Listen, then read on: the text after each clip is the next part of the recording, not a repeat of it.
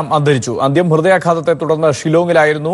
മൃതദേഹം നാളെ ഡൽഹിയിലെത്തിക്കും. സംസ്കാരം ജന്മനാടായ രാമേശ്വരത്താണ്. വിവരങ്ങളുമായി മനോജ് മേനോനും ബൽറാം നെടുങ്ങാടിയും ചേരുന്നു. മനോജ്, എപ്പോഴായിരുന്നു സംഭവം? എങ്ങനെയാണ് അദ്ദേഹത്തിന്റെ മരണം സംഭവിച്ചത്? വൈകിട്ട് 8:50 ഷില്ലോങ്ങിൽ വെച്ച് മുൻ രാഷ്ട്രപതി APJ അബ്ദുൽ കലാം അന്തരിച്ചത്. ഷില്ലോങ്ങിൽ ഒരു പൊതുചടങ്ങിൽ സംസാരിച്ചുകൊണ്ടിരിക്കുമ്പോഴാണ് അദ്ദേഹം കുഴഞ്ഞു വീണ് അദ്ദേഹത്തെ ഉടൻ തന്നെ സൈനിക ആശുപത്രിയിലേക്ക് പ്രവേശിപ്പിച്ചു. മൃതദേഹം നാളെ പുലർച്ചെ 5 മണിയോടുകൂടി ഡൽഹിയിലെത്തിക്കുമെന്നാണ് ഇപ്പോൾ നമുക്ക് ലഭ്യമായിരിക്കുന്ന സൂചന. രാഷ്ട്രപതി പദം ഒഴിഞ്ഞതിന് ശേഷം അദ്ദേഹത്തിന് സർക്കാർ അനുവദിച്ച രാജാജി റോഡിലെ 10-ാം നമ്പർ വസതിയിലേക്ക് പുലർച്ചെ 6 മണിയോടുകൂടി മൃതദേഹം എത്തിച്ചേരുമെന്നുള്ള സൂചനയാണ് ഇപ്പോൾ നമുക്ക് ലഭ്യമായിരിക്കുന്നത്. ഇപ്പോൾ രാജാജി നഗറിലെ 10-ാം നമ്പർ വസതിയിൽ നമ്മുടെ ലേഖകൻ ബൽറാം നെടുങ്ങാടി ഉണ്ട്. ഏതായാലും മലയാളിയായ KR നാരായണന് ശേഷമാണ് മലയാളത്തെ തൊട്ട് സഞ്ചരിച്ച അയൽപക്കക്കാരനായ അബ്ദുൽ കലാം രാഷ്ട്രപതിയായി സത്യപ്രതിജ്ഞ ചെയ്തത്. 2002 ജൂലൈ 25-നായിരുന്നു അബ്ദുൽ കലാമിന്റെ സത്യപ്രതിജ്ഞ. ഇടത് പാർട്ടികൾ മത്സരിപ്പിച്ച മലയാളിയായ സ്ഥാനാർത്ഥി ക്യാപ്റ്റൻ ലക്ഷ്മിയെ തോൽപ്പിച്ചുകൊണ്ടായിരുന്നു അബ്ദുൽ കലാം രാഷ്ട്രപതി പദവിയിലേക്ക് എത്തിയത്. 2002 ജൂലൈ 25-ന് രാവിലെ 10-ന് നടന്ന സത്യപ്രതിജ്ഞാ ചടങ്ങിന് ശേഷം മതേതരത്വമാണ് ഇന്ത്യയുടെ ആധാരശില എന്നായിരുന്നു ആദ്യമായി തന്നെ അന്നത്തെ രാഷ്ട്രപതി അബ്ദുൽ കലാം അഭിപ്രായപ്പെട്ടത്.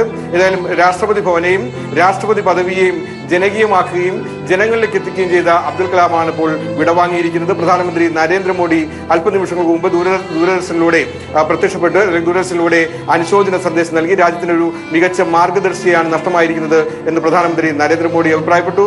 കോൺഗ്രസ് അധ്യക്ഷ സോണിയാഗാന്ധിയും അനുശോചനം രേഖപ്പെടുത്തിയിട്ടുണ്ട്. ജീവിതത്തിന്റെ നാനാതുറകളിലുള്ളവർ ഇപ്പോൾ അനുശോചനം രേഖപ്പെടുത്തിക്കൊണ്ടിരിക്കുന്നു.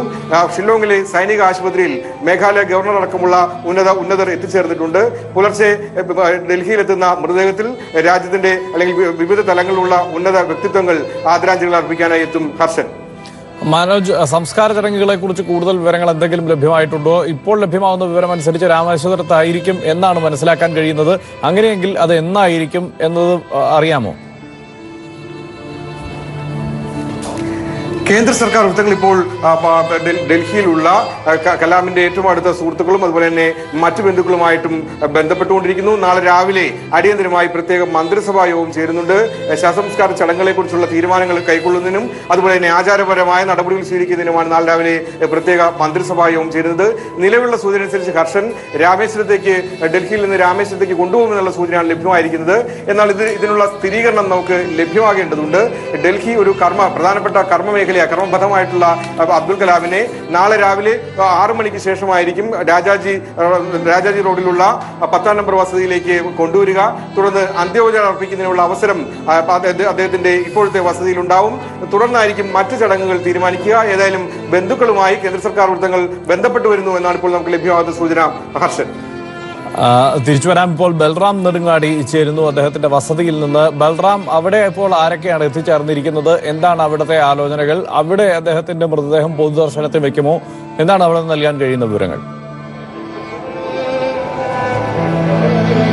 ഹർഷൻ, ഞാനിപ്പോൾ നിൽക്കുന്നത് APJ അബ്ദുൽ കലാമിന്റെ ഔദ്യോഗിക വസതിക്ക് മുന്നിലാണ്. 2007 രാഷ്ട്രപതി പദം ഒഴിഞ്ഞ ശേഷം രാജാജി മാർഗിലെ 10-ാം നമ്പർ വസതിയിലാണ് അദ്ദേഹം താമസിക്കുന്നത്. ഈ വസതിയിൽ ഇപ്പോൾ അദ്ദേഹത്തിന്റെ പേഴ്സണൽ സ്റ്റാഫ് അംഗങ്ങളും സുരക്ഷാ ഉദ്യോഗസ്ഥരും മാത്രമാണ് ഉള്ളത്.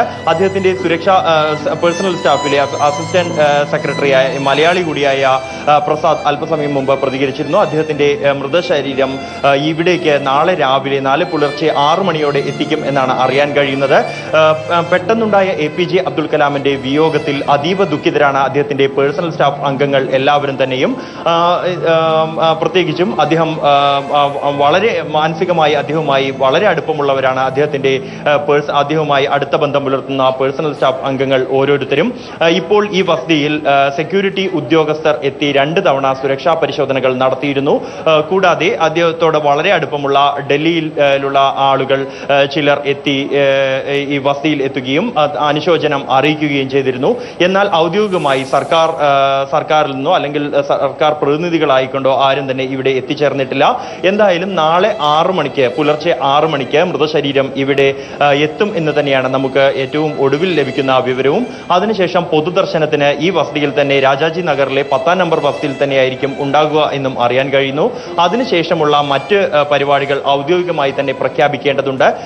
ഉടൻ തന്നെ അല്പസമയത്തിനകം തന്നെ ഈ കാര്യങ്ങൾ സംബന്ധിച്ച കൂടിയാലോചനകൾക്ക് ശേഷമുള്ള പ്രഖ്യാപനം എന്നാണ് അറിയാൻ കഴിയുന്നത്.